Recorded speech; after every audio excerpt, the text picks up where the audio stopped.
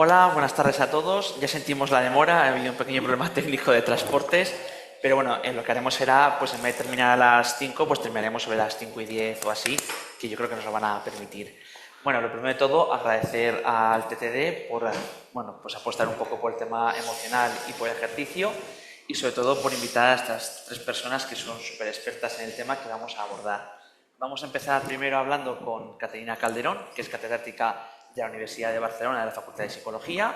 Luego continuaremos con Borja, que es oncólogo médico en el Hospital de Basurto y también es director de un centro que aborda precisamente la oncología a nivel integral, que es el Centro La Cuna en Bilbao. Y luego acabaremos con Ana, pues que es, una experta en ejercicio increíble, aparte de ser oncóloga médica en el Hospital de Puerta Hierro de aquí de Majadahonda y jefa de sección. Así que bueno, espero que las charlas os vayan gustando, serán como 15 minutos cada uno más o menos y luego haremos una breve discusión. Si en cualquier momento queréis preguntar algo o lo que sea, no hay ningún tipo de inconveniente, que nosotros todas las preguntas que hagan falta las resolveremos. Entonces, lo primero de todo, pues damos un paso a Caterina Calderón para que nos explique un poco el tema del abordaje emocional en oncología. Bueno, buenos días a todos. En principio, agradecer a TDT que me hayan invitado y especialmente al doctor Gómez por poder presentar aquí los resultados y las aportaciones del grupo Neoteam. Yo soy Caterina Calderón, que junto a Pablo Jiménez Fonseca somos las IPs del grupo. Neoteam es un grupo cooperativo que llevamos más de 10 años trabajando junto. En él es un estudio multicéntrico de más de 15 hospitales que han participado y oncólogos. Actualmente, aunque la mayoría son oncólogos, también en el equipo hay psicólogos, nutricionistas, fisios y ingenieros. A lo largo de este tiempo nos ha interesado mucho estudiar lo que es el estado físico y emocional de los pacientes con estudios observacionales, prospectivos y multicéntricos. El primer estudio de Neocoping, financiado por la SEOM con pacientes resecados, tuvimos una muestra de 1.200 casos. Le siguió el estudio de Noetic, financiado por AstraZeneca y la SEOM, con 1.300 casos de pacientes resecados, y estamos con dos estudios en marcha, uno Neosico, financiado por la SEOM, AstraZeneca y un proyecto del Ministerio, y Neovic, que es un proyecto de la Asociación Española contra el Cáncer, en el que hemos incorporado la realidad virtual para mejorar el estado físico de los pacientes. La ponencia la he estructurado con los estudios que tenemos enfocados a digestivo en 3 bloques. Uno que tiene que ver con por qué algunos pacientes con cáncer digestivo evolucionan peor en cirugía y tratamiento y qué papel juega la obesidad. En este estudio muy interesante sobre el estado funcional de los pacientes que recibían cirugía curativa en trastorno digestivo, vimos que los pacientes pancreatobiliares y gastroesofásicos presentaban peores síntomas tras la cirugía, mucho peor que los pacientes de gastro. En general, los pacientes referían síntomas como la ansiedad, fatiga, insomnio para problemas digestivos. Y aunque los pacientes en general estaban bien conservados, sí que se quejaban que la cirugía y el diagnóstico había impactado en su día a día y que esto tenía una repercusión en su estado emocional porque presentaban más ansiedad, preocupación e irritabilidad. También nos interesó ver qué pacientes toleraban mejor el tratamiento que otros. Dividimos en esta muestra de pacientes con colon aquellos que tenían una baja tolerancia, toxicidad baja, moderada o grave. Vimos que los pacientes con mayor toxicidad tenían peor funcionamiento físico, peor calidad de vida y mayor malestar psicológico. Y lo que es muy importante en este estudio es que no solo era la relación entre el estado físico y psicológico, sino que esto también repercutía en la relación médico-paciente. Es decir, en cierta manera, el paciente consideraba que el médico no le había avisado lo suficiente de que iba a estar mal y eso no le había impedido prepararse. Eso es lo que seguramente los pacientes. También nos interesó ver cómo influía la obesidad en esta toxicidad. En este interesante estudio publicado en Oncologist, vimos que los pacientes sin obesidad presentaban más riesgo de toxicidad hematológica grave. Sin embargo, los pacientes con obesidad toleraban peor el tratamiento, hacían más abandonos, más recidivas, pero también tenían más vulnerabilidad, más depresión, más indefensión, que es esa relación de que los pacientes no saben muy bien qué hacer para revertir la situación, y peor apoyo social. La siguiente pregunta es si todos reaccionan igual y afrontan igual la enfermedad. Comparamos dos muestras que en principio parecen bastante incomparables, como es cáncer de mama y cáncer de colon. Las cáncer de mama son más jóvenes, tienen menos síntomas, mejor pronóstico, sin embargo, reaccionan mucho peor a la enfermedad, son mucho más exigentes con su médico, mucho más, y tienen un afrontamiento mucho más activo y quieren estar presentes en la toma de decisión compartida. Los pacientes de colon son mucho más mayores, más apocados, en general tienen un afrontamiento más evitativo y no exigen tanto, no son tan exigentes como los pacientes de mama. Lo importante de este estudio no es cómo empiezan, sino cómo acaban. Todos acaban mal, tanto física como psicológicamente, y nos dimos cuenta que cuando acaban el tratamiento activo, muchas veces se les pacia las visitas, pero hay pacientes que, ya sea porque están mal físicamente o psicológicamente, necesitarían un seguimiento más estrecho. También nos interesó en cáncer digestivo ver qué explicaba el afrontamiento, el estado emocional, y vimos que en pacientes de gastro el estado emocional explicaba un 40%, mientras que era un 60% en los pacientes de colon. En pacientes de gastro, tener un afrontamiento activo era un factor de protección, mientras que en los pacientes de colon, que ya hemos dicho que tienen un afrontamiento más evitativo, si a esto le añadimos una indefensión o una desesperanza, no saber qué hacer, tenían peor pronóstico. Quisimos saber en pacientes qué explicaba la depresión y por qué se mantenía, y en pacientes con cáncer resecado, que en principio hay un porcentaje de curabilidad, vimos que aquellos pacientes que tenían un afrontamiento mucho más activo, como espíritu de lucha, era un factor de protección.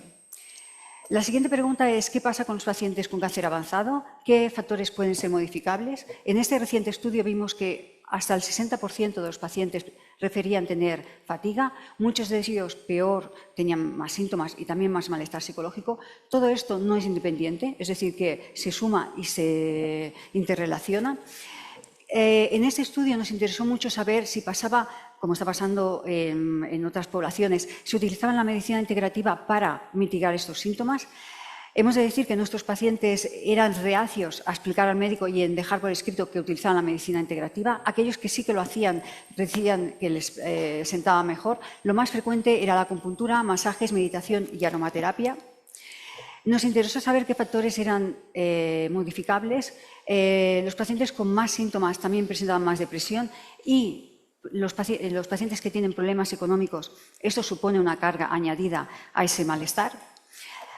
Nos ha ido interesando qué es el sedentarismo y hemos visto que los pacientes más sedentarios, dividimos la muestra entre sedentarios y no, eran mayores, sin pareja, con menor nivel educativo y peor ECOG, también presentaban mucho más peor malestar psicológico, pero sobre todo lo que nos interesaba es ver si el ejercicio físico podía revertir la situación de los síntomas emocionales. Y vimos que sí, aquellos pacientes que hacían ejercicio físico mejoraba tanto el estado emocional como la fatiga relacionada con la depresión.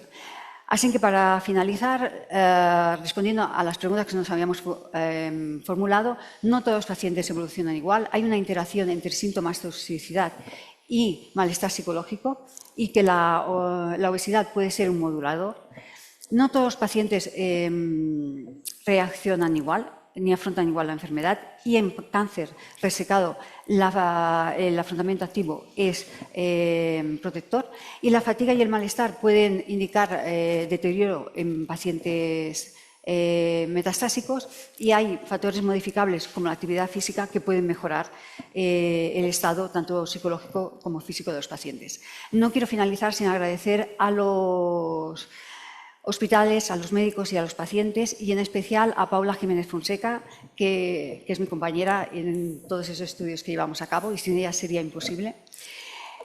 Compartí con vosotros dos libros, uno que tiene que ver con todos los estudios, artículos, conferencias que hemos llevado a cabo, y otro publicado recientemente en el que, financiado por la SEOM, que hemos resumido todo lo que hemos encontrado a lo largo de estos años, y hemos creado un canal de Spotify con los estudios de se llama Neodivulga, locutando los artículos para que pueda llegar a mayor gente. Bueno, hasta aquí mi conferencia. Muchas gracias por su atención. Espero que estén muy bien. Muchas gracias, Caterina. Y a continuación vamos a continuar pues, con el doctor Borja López de San son Vicente, incómodas, ¿eh? que así cargamos la presentación.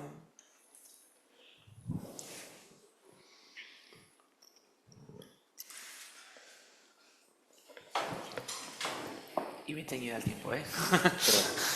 Buenas tardes. Lo primero, agradecer que hayan contado conmigo para hablar en un tema que es de mucho interés y creciente interés en la oncología.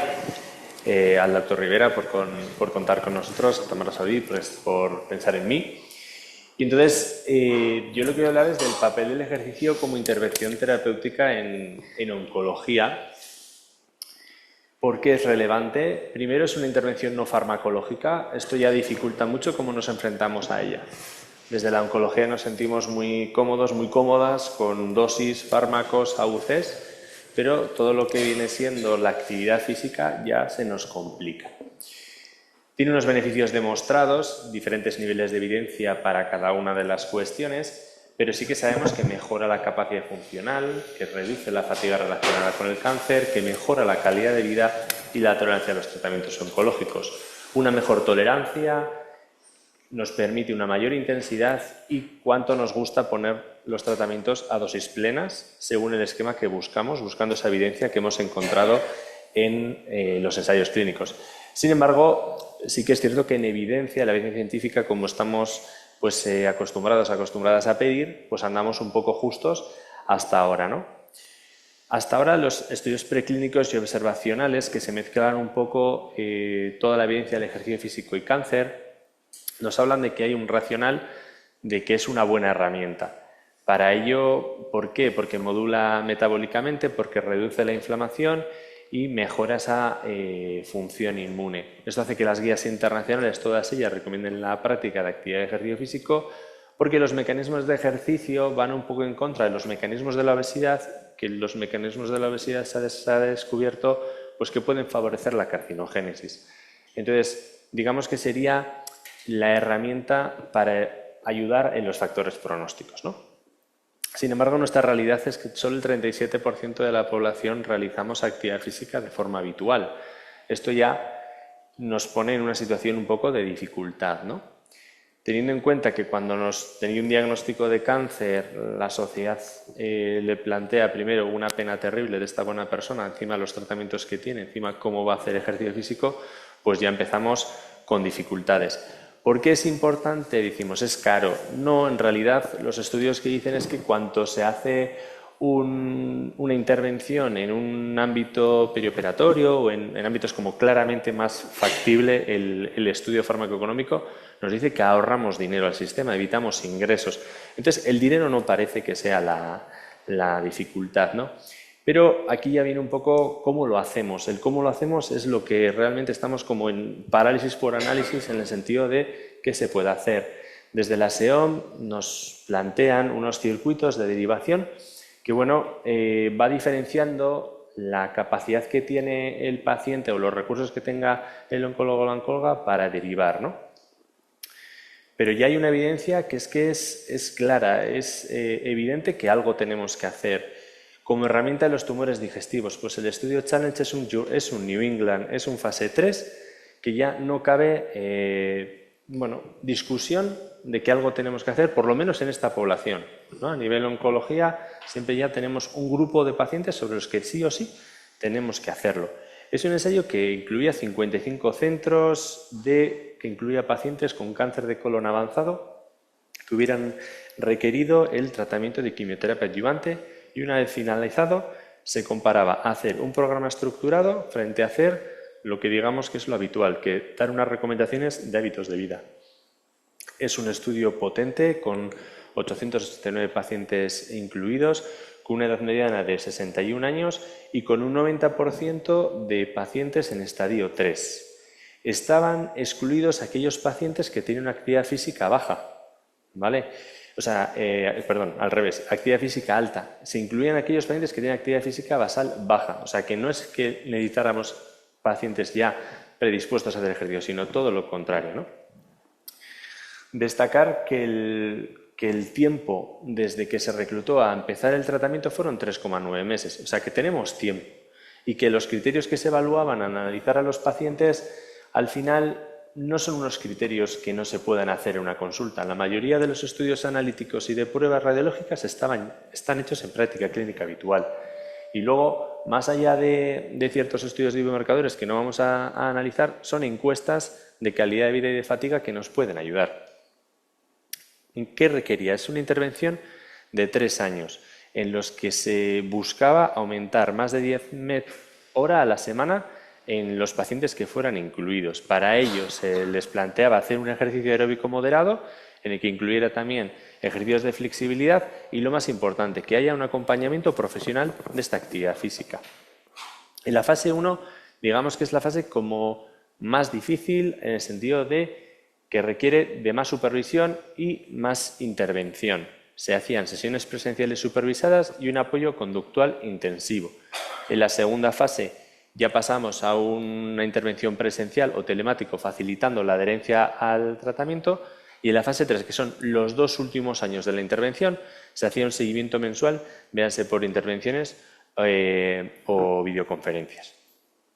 Entonces, en la fase 1 se veía que había reuniones de motivación o de explicación o de educación de lo que se estaba realizando, en las que se iba detectando qué actividad física y cuánto gasto metabólico había realizado esa semana y si conseguíamos alcanzar ese objetivo de los METs. Según íbamos avanzando, estas sesiones como presenciales de face to face, intentar asegurar si iban diluyendo, pero que al final el objetivo de unos cambios de hábitos de vida es que sean duraderos en el tiempo.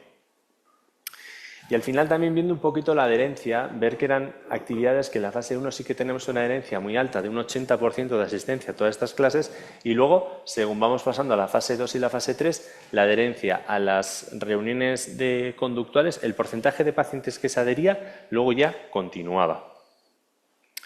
Los resultados físicos del programa son los resultados que hemos tenido ya en muchos otros estudios de ejercicio físico, ¿no? Aquel paciente o grupo poblacional al que le sometas a ejercicio físico mejora su capacidad funcional, mejora su fuerza, mejora su independencia, mejora su autonomía. ¿Qué es lo que ya no tenemos duda? Que es que además mejora la supervivencia.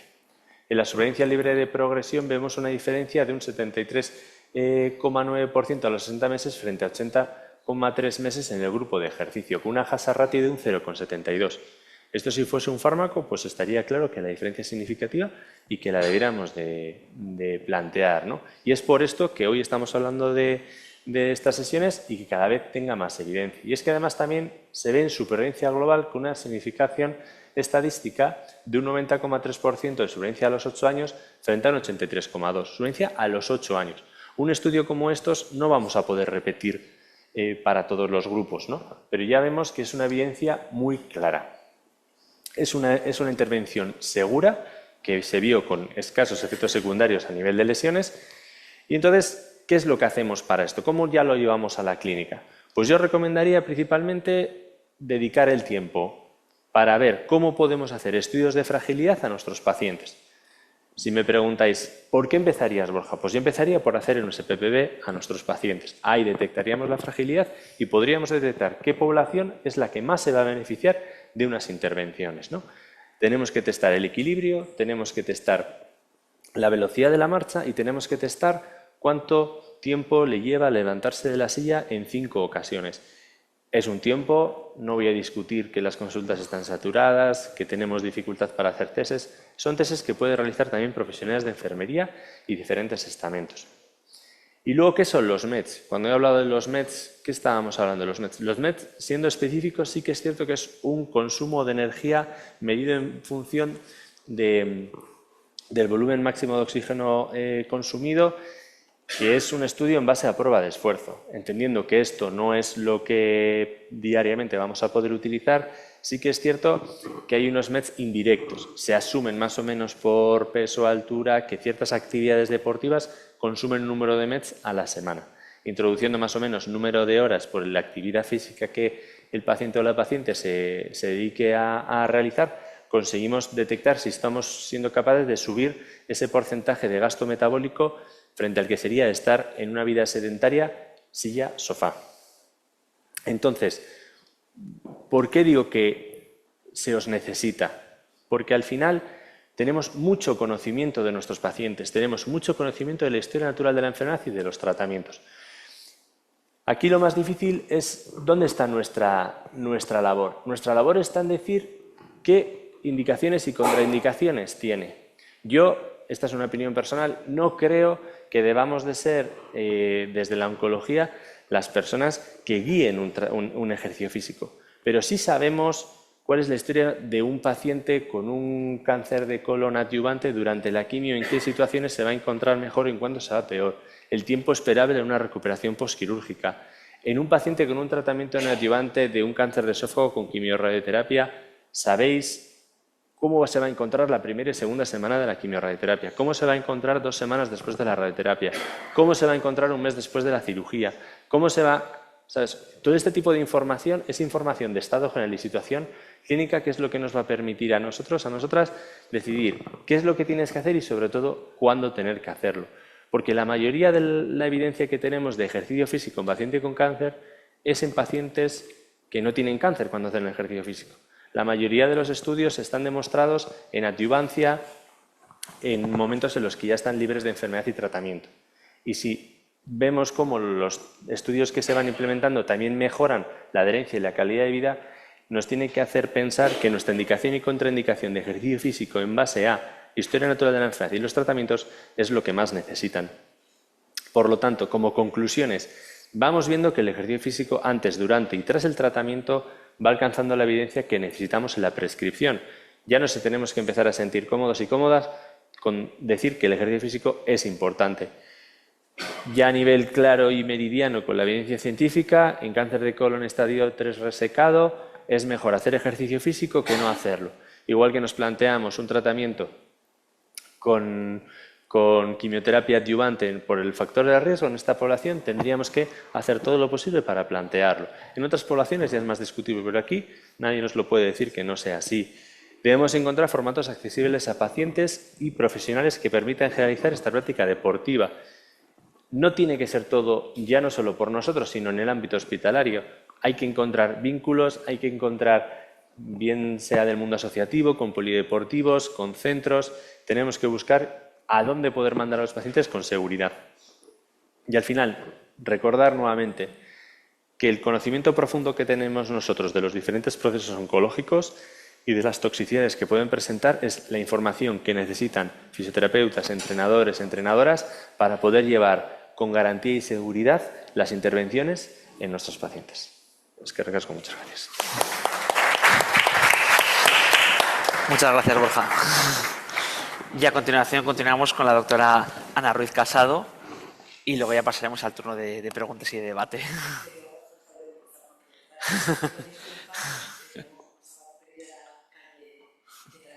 Pues he tenido que dejar el coche tirado. Bueno, muchas gracias por la invitación. El título de la charla me resultó un poquito desafiante, la verdad, porque tampoco sé exactamente de qué me tocaba hablar. A lo mejor había alguien que lo hubiera podido hacer mejor, ¿no? Pero es la integración del ejercicio y las emociones en la práctica clínica. Desde luego yo no soy experta en emociones, eso sí que, por supuesto, es así. Bueno, este es mi conflicto de intereses. ¿Y por qué? Bueno, pues yo pensé que a lo mejor era porque, si no soy experta en emociones, en lo que sí que soy un poquito experta es en saber qué cuentan algunos pacientes que se integran en programas de ejercicio, ¿no? Esto sí que hemos intentado explorarlo y en todas las intervenciones que hemos hecho en pacientes con cáncer, no en todas, pero al menos en todas las que hemos hecho en cáncer digestivo, sí que hemos tenido el cuidado de hacer un estudio en el que explorásemos cuáles eran las barreras y facilitadores, y en ese estudio sí que salía el tema de las emociones. Ya podéis ver ahí que hay emociones que se ven fácilmente. Este estudio, y ahí a lo mejor también espero no decir nada que sea incorrecto, se hace a través de la investigación cualitativa, de la cual los oncólogos a veces no sabemos demasiado, y yo creo que siempre está bien recordarlo, a lo mejor todo el mundo lo sabe, pero es frecuente que no todo el mundo lo sepa.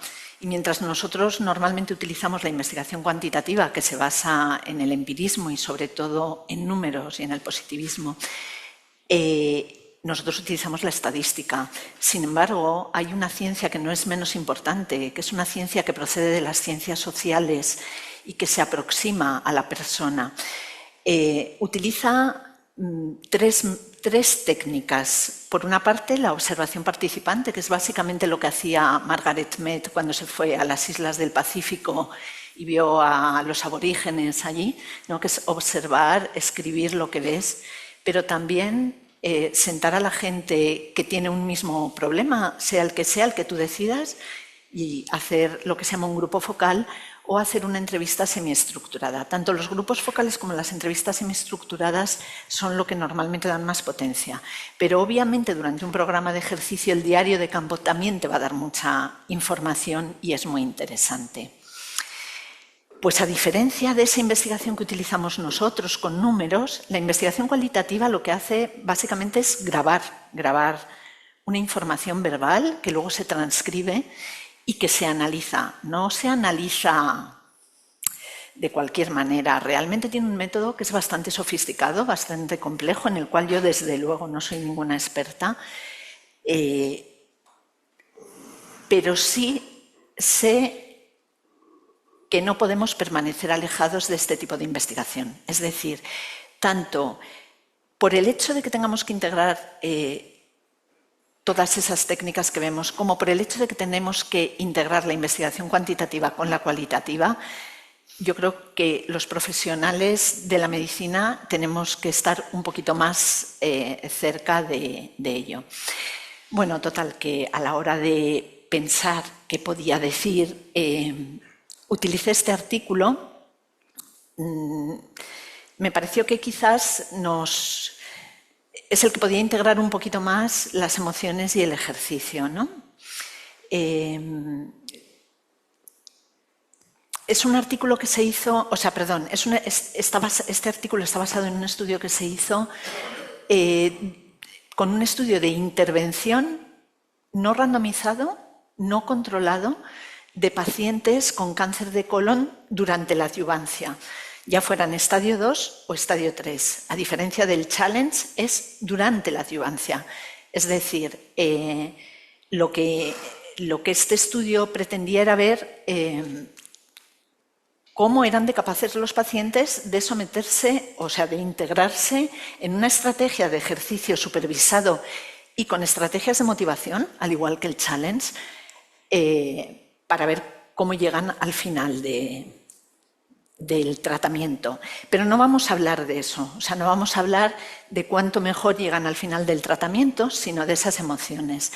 Y esto se exploró, sobre todo esta parte con entrevistas semiestructuradas, pero también con grupos focales. Se hizo el estudio con 16 pacientes que tenían una edad media de 64 años, con familiares o cuidadores y con profesionales. Es también bastante importante entender cómo los profesionales percibimos que pueden afectar este tipo de intervenciones sobre nuestros pacientes. ¿Algo hecho mal? Esto. Vale. Entonces, ¿qué es lo que se hace cuando haces este tipo de estudios? Transcriben las grabaciones, esto se lleva a un software, en este caso a uno que se llama En Vivo, y se hace un análisis temático, ¿no? Lo que van viendo es cuáles son las ideas que se repiten y se establece una jerarquía de temas. En este caso, lo que se utiliza es la ontología relativista, que lo que viene a decir es que no aceptamos que hay una realidad única, sino que la realidad depende de quién la interpreta. Es decir, tiene mucho que ver con esa importancia de escuchar al paciente y de entender que la realidad del paciente no es lo que dice el oncólogo, o no necesariamente, sino la realidad que se interpreta, que tampoco va a ser exactamente la interpretación del paciente, sino incluso de los investigadores que están analizando todo esto. Y desde la perspectiva también de una epistemología construccionista, que lo que viene a decir es que el conocimiento también depende de las experiencias previas que se han tenido. Bueno, pues una vez dicho eso, ¿qué beneficios tiene un paciente que durante el tratamiento adyuvante con cáncer de colon se incorpora a un programa estructurado de ejercicio? Lo podemos distribuir en 3 grandes temas. Por una parte, la recuperación física, una obviedad. Digamos que yo creo que esta es la menos importante. No tenemos ninguna duda de que un programa de ejercicio va a mejorar la recuperación física. Más controvertido puede ser el bienestar psicosocial, porque es verdad que aunque se reivindica siempre, luego los estudios, cuando se han hecho estudios randomizados para ver el bienestar social, no siempre han salido como esperábamos. Entonces, explorar eso también tiene muchísimo interés.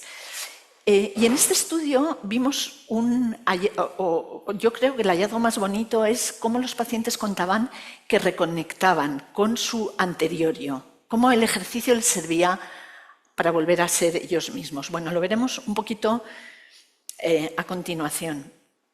Os prometo que no se va a alargar.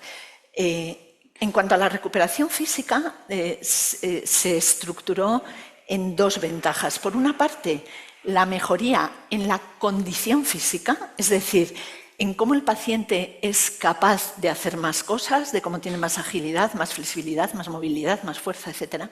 Pero también la reducción de efectos secundarios.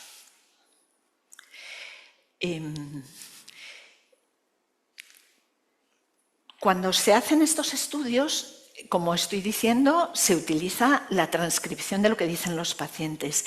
¿Y qué decían los pacientes? Pues decían cosas para la recuperación física como: no son solo palabras, he duplicado mi agilidad. Es increíble, cuando hacía los ejercicios me sentía como si fuera otra persona, como si flotase, y peso 130 kilos.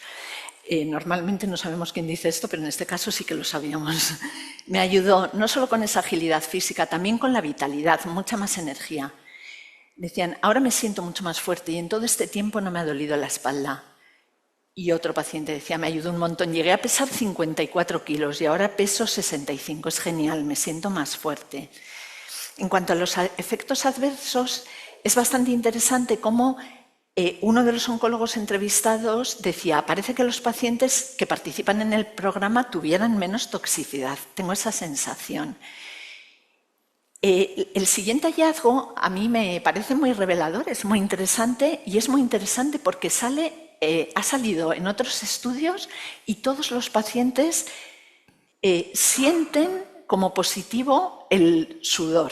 Es decir, ellos sienten que cuando sudan haciendo ejercicio están eliminando la quimioterapia y lo dicen así. Obviamente ya sabemos que no es así, no es que vayan a tener menos toxicidad por eso, pero volvemos a lo mismo, lo que estamos explorando es su realidad y el paciente se siente mejor cuando hace eso. Y otro pues decía, me ayudó un montón a nivel digestivo, tenía estreñimiento por el tratamiento y sentía enseguida que mejoraba.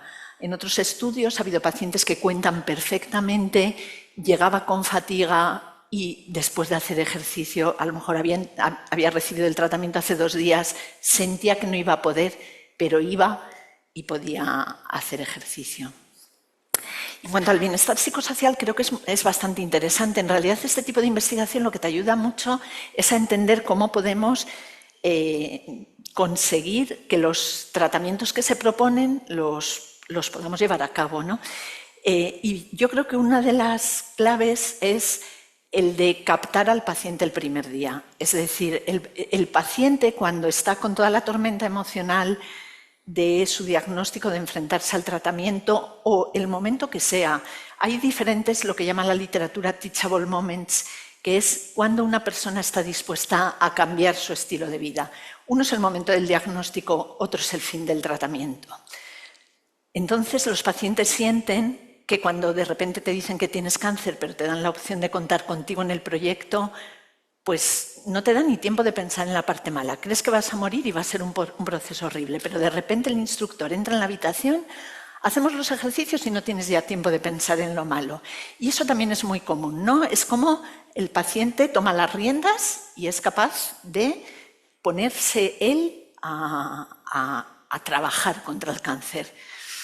Y eso también lo dicen muchos. Cuando entrenaba sentía que no iba a tener otro cáncer. Cada esfuerzo que hago me hace sentir que en realidad estoy trabajando por mi cáncer, ¿no?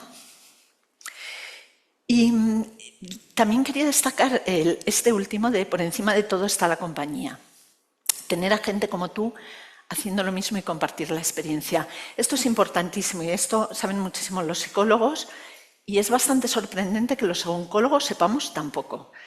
Pero el grupo de soporte es fundamental para los pacientes, que no quiere decir que les parezca muy apetecible al principio, pero el grupo de soporte es una parte esencial de todo eso que ganan los pacientes. Una gran parte es por el ejercicio, pero una parte no despreciable es por el efecto que hace el grupo. Y como decía, me parece especialmente bonito esto, ¿no? Cómo el poder llevar tu ropa, el sentirte de nuevo la persona que eres antes, hasta los oncólogos dicen, bueno, es que si veo a una persona que viene con zapatillas y que tiene pinta de atleta o de estar haciendo ejercicio, ya tengo otra percepción, ¿no? Entonces, es muy bonito también, bueno, cómo cada persona decide cómo le afecta el cáncer. Es decir, desde luego, hay factores estresores que pueden ser amenazantes, pero hay otros que son simplemente desafiantes. Algunas personas deciden integrar el cáncer como un paréntesis en su vida y seguir con la misma vida. Pero otras personas no, realmente eso lo sabemos todos. Hay personas que dicen, a mí el cáncer me cambió la vida y en ese momento cambié absolutamente. Pero esto les da, de alguna manera, la capacidad de hacerlo ellos, ¿no? De integrar ese paréntesis o eso que le ha pasado en sus vidas, integrarlo como decidan. Así que las conclusiones es que los pacientes que completan el programa perciben globalmente muchos beneficios a diferentes niveles, que es interesante que el ejercicio les ayude a interpretar lo que supone la disrupción biográfica que es el cáncer, volver a ser los mismos o decidir una nueva identidad. Y que el ejercicio es también una enorme arma para integrar como estrategia de afrontamiento frente a un estresor como es el diagnóstico del cáncer. Y bueno, quería agradecer a María Romero, que es la persona que ha hecho las entrevistas, y no sé si podremos, igual no se puede, a ver, si ¿se oye? ¿Sí? Pues eso es medio minuto, no sé si no...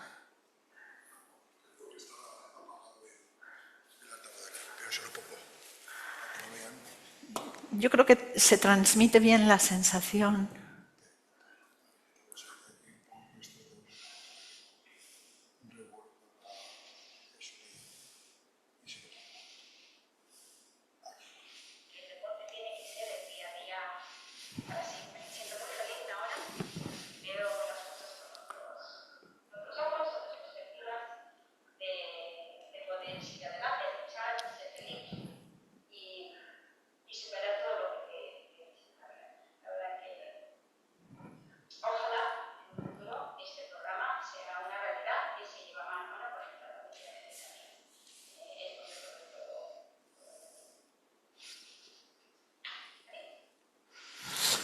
Bueno, yo creo que refleja muy bien lo que nos piden los pacientes.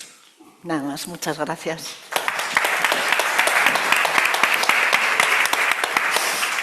Bueno, muchas gracias a los tres por vuestras ponencias, por ceñiros al tiempo. ¿Hay alguna pregunta en la sala o por internet? Vale. De momento, entonces, bueno, pues voy a empezar un poco con Caterina, que ha sido la primera en discordia.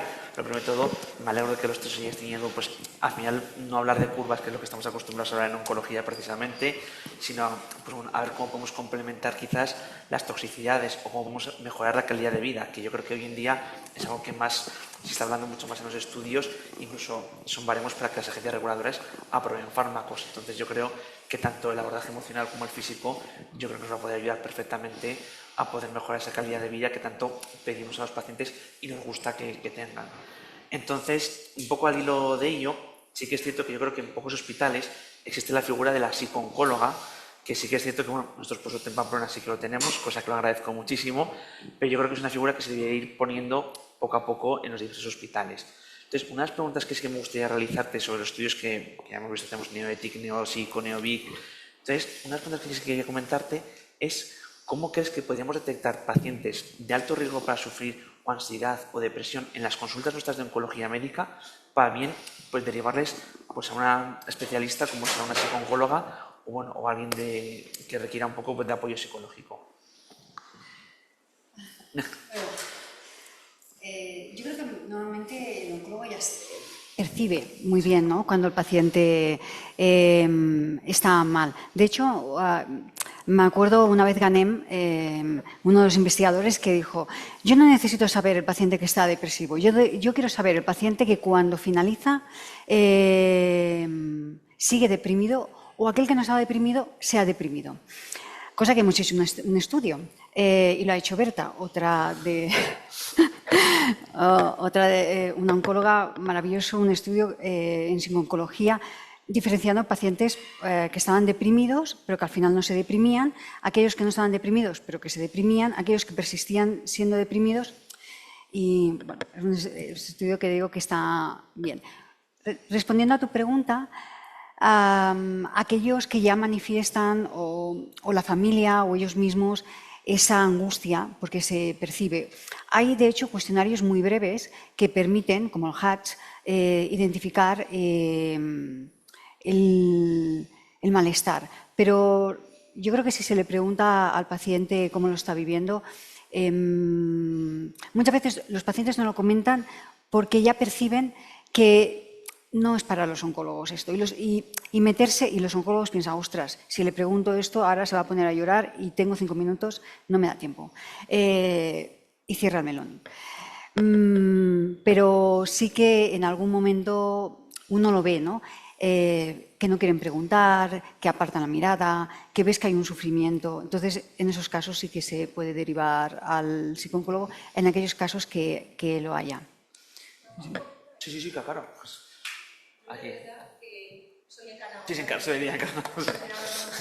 Oncóloga del Hospital Virgen de la Nieve de Granada. Nosotros sí tenemos oncología desde hace muchísimos años y desde aquí le mandaría un fuerte saludo a Pilar, que trabaja fenomenal. Yo no estoy, tan de acuerdo en como que tengamos que detectar nosotros, está bien detectarlo, pero un poquito la idea sería, siempre lo ideal que contemos con la idea sería que tú desde el principio se ofrezca como algo que tú le ofreces al paciente. Igual que nosotros, por ejemplo, tenemos una consulta de enfermería tal y el paciente, cualquier paciente, bueno, salvo el que va a revisiones directamente y no, pasa por la consulta de enfermería, que tiene una serie de programas establecidos, también se le debe de ofrecer, si lo tienes, entendemos, esa opción, porque muchas veces estoy de acuerdo contigo, ni somos expertos, ni el paciente, ni tenemos esa capacidad para detectarlo como vosotros.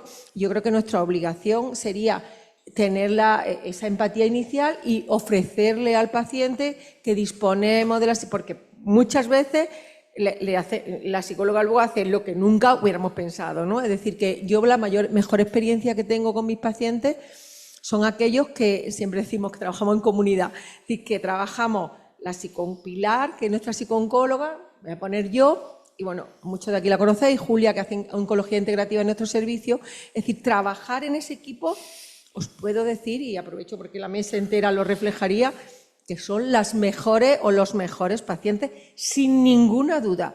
Y hablo de pacientes, en este caso me vienen a la mente que han sido éxitos. Y sin embargo, su trayectoria ha sido absolutamente diferente de forma espectacular, no solo en supervivencia, sí que en algún caso también, sino en cómo ha llevado esa enfermedad. Por lo tanto, tendríamos que luchar, y este es un foro de TDS y tal, porque ojalá que la mayoría de los pacientes pudieran tener esas opciones, ¿no? A mí también me gustaría comentar y me gustaría refrendarlo. En realidad, bueno, yo creo que esta semana han publicado un artículo en JCO que habla un poco de esto, ¿no? De que tenemos un problema en el sistema. O sea, tú has puesto un estudio que tiene exactamente el mismo beneficio que el oxaliplatino y no se ha movido el mundo. Los estudios de seguimiento de síntomas tienen un impacto brutal y no se ha movido el mundo. Los estudios de la integración de paliativos precoz, y al final es todo lo mismo. O sea, en realidad, al final es todo la atención a la persona y nos estamos equivocando en el sistema. Ellos hablan, y a mí me ha gustado mucho cómo lo abordan, no puede depender de un oncólogo, no hay oncólogos héroes, es el sistema el que lo tiene que abordar. Y desde luego algunos pacientes efectivamente vienen con pancarta, hay otros que no. Y también en ese sentido os quería comentar, por si os ayuda, porque es una cosa que sorprendentemente se utiliza muy poco, que es el termómetro de distrés emocional, que en países como Canadá lo consideran el quinto signo vital. Bueno, hay tantos quintos signos vitales que ya no caben, pero lo que quiero decir es que preguntarle al paciente en la primera consulta cómo está de agobiado de 0 a 10, a veces te da sorpresas. A veces lo vemos, pero a veces no nos lo leemos, la verdad. Totalmente de acuerdo, ¿eh? Sí, sí. Y luego también, un poco también al hilo también de figuras de oncología y así, quería contarle un poco a Borja, pero claro, nosotros estamos hablando pues igual de hospitales pues bueno, que son potentes y que tenemos muchos recursos. Pero ¿cómo crees que podríamos implementar las estrategias de ejercicio físico en hospitales pues igual un poco más periféricos? Porque al final no todo el mundo que está, pues podemos trabajar igual muchas veces en hospitales que tengan todos los recursos, sino que nos toca pues periféricos o que tengan pueblos en los que obviamente no se va a poder tener una figura pues o fisioterapeutas que nos puedan apoyar un poco este tipo de programas. Entonces, ¿cómo crees que se debería intentar abordar o exponer este tipo de programas en pues, hospitales pues eso, comarcales, por decir un modo? Yo lo primero, decir que ni en los grandes hospitales, también, por lo menos en los terciarios en los que conocemos, estamos dando este servicio. O sea, sí que es cierto que dentro de programas de investigación, en colaboración con otros servicios, se están haciendo cada vez más ramas de ejercicio físico, pero lo que es la práctica habitual de ejercicio físico estructurada no se ha hecho. O sea, no hace falta irse a un pequeño hospital o zona rural para decir qué vamos a hacer en esta situación de escasos recursos, ¿no? Yo lo que planteo, por lo menos lo que hemos ido trabajando en los últimos años, es intentar utilizar todo tipo de recursos. Nosotros en el programa OncoFrail, un estudio dirigido a ejercicio físico en pacientes mayores en la actividad de quimioterapia en ese momento, o sea, con tratamiento activo en ese momento, hicimos unos acuerdos con los polideportivos municipales, en el sentido de la misma manera que el ayuntamiento ofrece clases de natación o clases de zumba, puede ofrecer unos servicios de recuperación funcional. Yo creo que nuestra labor no es tan específica hacer programas dentro del ámbito investigacional. O sea, el ámbito investigacional, evidentemente, tienes muchas más pruebas funcionales, muchos más tests, calidad de vida, incluso estudios de biomarcadores, ¿no? Mientras que cuando tú lanzas a un paciente a un centro a trabajar, la gran mayoría de los pacientes con una hoja de indicaciones y contraindicaciones podría entrenar en la mayoría de los centros deportivos de su ciudad.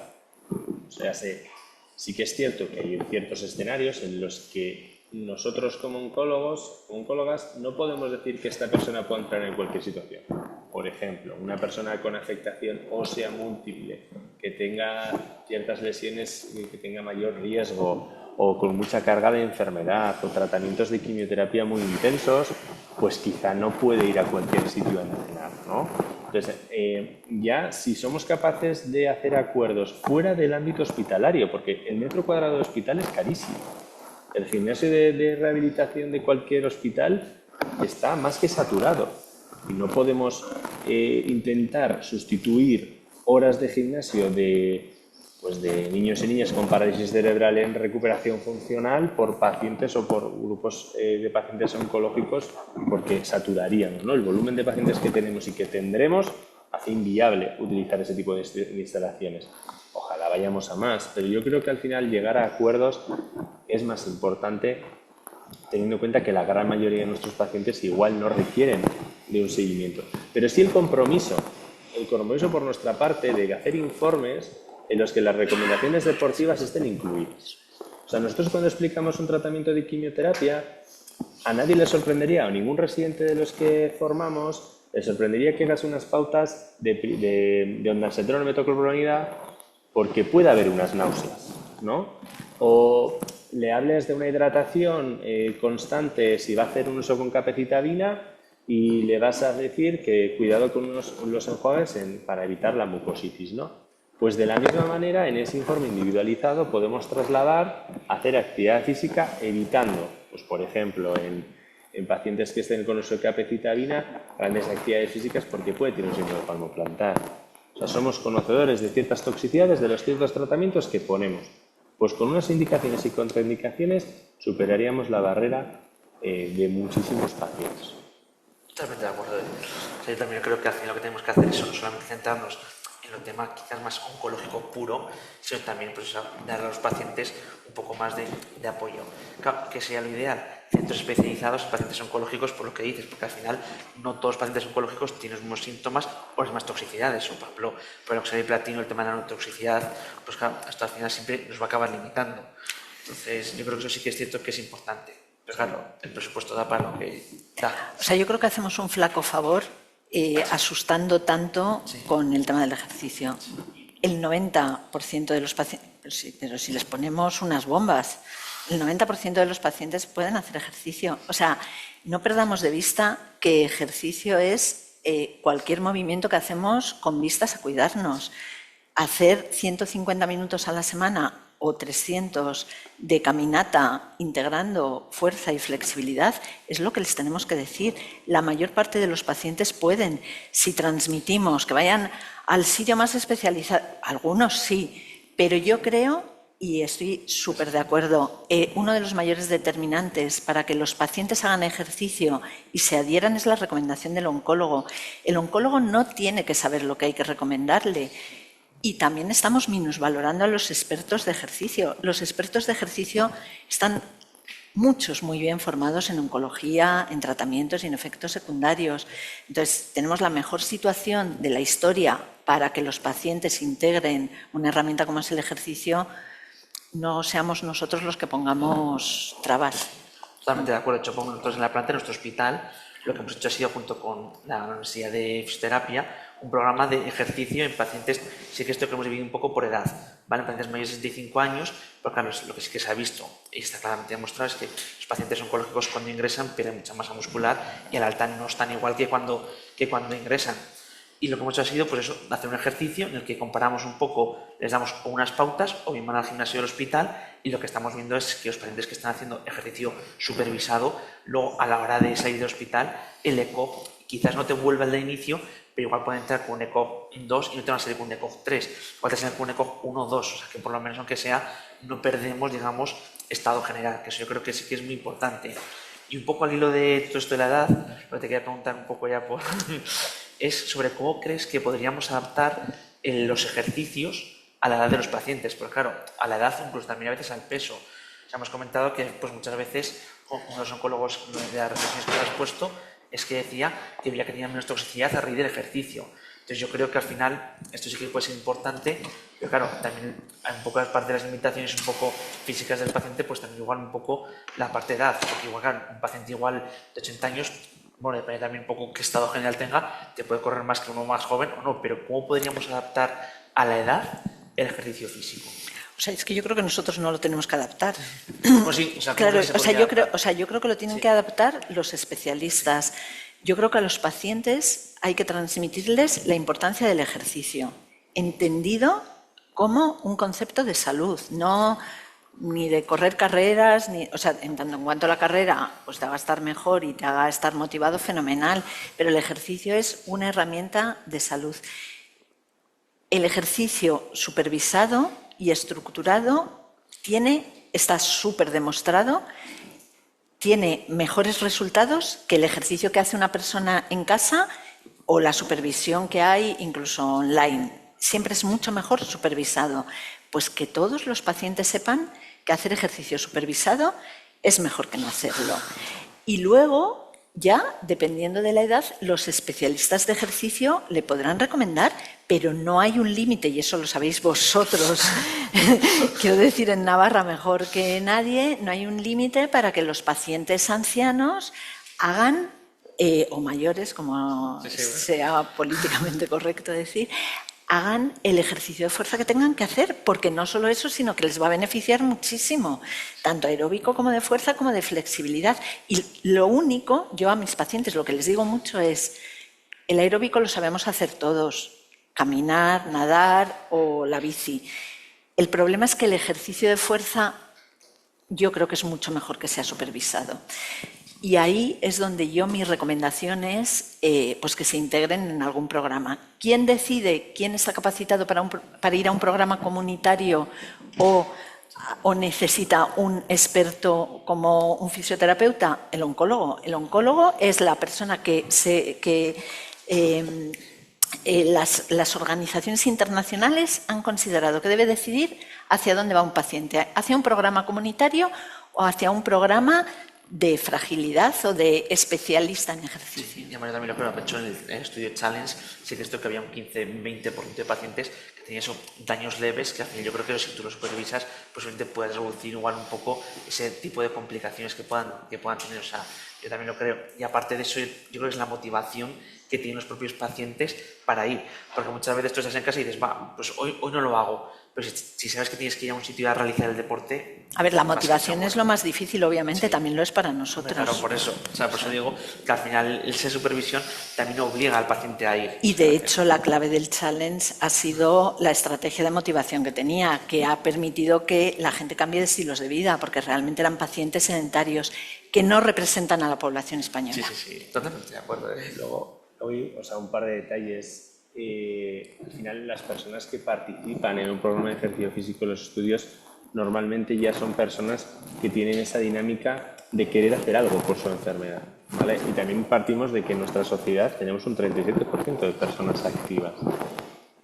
Lo que sí que haría yo específicamente para personas mayores es explicárselo con un poco más de detalle el qué significa hacer ejercicios de fuerza. Porque cuando tú le dices que tiene que hacer ejercicios de fuerza, su imagen les lleva a estar levantando pesas que les va a superar a mi edad voy a ir yo al gimnasio. O sea, a mi edad me voy a meter yo, no lo he hecho en la vida, lo voy a hacer ahora. Entonces, mi mensaje para esto es enfocarnos hacia la autonomía. Cuando a una persona mayor le hablas de independencia, de autonomía, de seguridad en el caminar, de tener la capacidad de seguir haciendo las cosas por su cuenta, va a estar mucho más atento a lo que digas que si le planteas ejercicio de fuerza por su supervivencia o porque lo tienes que hacer o porque se ha demostrado. O sea, las personas según van avanzando en edad, lo que peor llevan es el depender de otras personas. Entonces, por lo menos en mi experiencia, a la hora de reclutar pacientes para los ensayos de ejercicio físico o para hacer recomendaciones de ejercicio físico, que cuando trabajo en la clínica la mayoría de las veces me los traen nietos, hijos, hijas que vengo porque me han traído. No. Entonces, están como cerrados, pero cuando trasladas el mensaje hacia unos beneficios plausibles, hacia unos beneficios que para esas personas son importantes, ahí es donde puedes tener el enganche. Totalmente de acuerdo, ¿eh? Y ya simplemente, rápidamente, aunque ya habéis comentado un poco los tres en la charla, ¿cuándo creéis que deberíamos de coger al paciente? Es decir, ¿cuándo debería empezar ese tipo de estrategias? Entonces habéis comentado que al principio del todo, pero claro, al principio del todo en un principio nos vemos en las consultas nuestra de primera vista de oncología. El procedimiento del diagnóstico ya es un paso para atrás. Entonces, ¿cómo creéis que podemos o que podríamos ser capaces a futuro de recoger a los pacientes nada más tener el diagnóstico, incluso antes de que nos lleguen a las consultas de oncología médica? Claro, de cara por lo menos, pues ya no solamente, como decía Encarna, al diagnóstico viene, digamos, a la consulta de enfermería, a la consulta del psicooncólogo, sino que incluso antes de la consulta nuestra, porque al final igual también hacer una prerehabilitación previa al inicio de los tratamientos, yo creo que también puede potenciar un poco pues, al final el beneficio en calidad de vida, que al final es lo que estamos buscando con todo ello para los pacientes. O sea que también creo que al final tenemos que coger a estos pacientes no solamente en la primera consulta, sino muchas veces previo a ello. Bueno, se podría tener unos protocolos, igual que antes se comentaba, tener un protocolo quizás de evaluación psicológica, también del estado físico. antes para saber cuál es el estado funcional y si el paciente y proponerle, hombre, lo ideal sería tener un psicólogo y un fisio antes de empezar, pero si no lo tienes, sí que tener un protocolo para saber cuál es el estado base y hacerles esas recomendaciones. Pero luego hay points, ¿no? Antes de empezar el tratamiento, pero luego muy importante cuando finalizan el tratamiento activo, ¿no? Que ahí están como más frágiles, incluso ellos se sienten más frágiles. Entonces, en ese momento también sería muy importante insistir y quizás puede ser que intervengan, si no hay fisios ni psicólogos, las enfermeras, ¿no? En hacer venir a los pacientes. Yo recuerdo una iniciativa en un hospital en el que al paciente se le pedía de llegar al hospital, se le ponía una pulsera y se le pedía de caminar y hacer unos kilómetros. Primero venderle, ¿no?, el mensaje, pero luego pues hacerle, y eso fácilmente lo pueden hacer desde enfermería, implicarlas también, ¿no? O el paciente propio, pero digamos que hay varios momentos que sí que son importantes y tenerlo dentro del protocolo, pues igual que se evalúa otra cosa, tenerlo. Pues ya para terminar, oye, dar gracias a todos los asistentes, ¿vale? También dar gracias al TTD, sobre todo aquí a los ponentes, que bueno, yo creo que queda claro que al final el abordaje emocional y el ejercicio es una estrategia que no es complementaria, sino que tiene que estar integrada ya en la oncología, por el tema que es más humana y más completa al final, es lo que nos consigue hacer. Así que muchas gracias para todos y que tengáis buena tarde. Vale.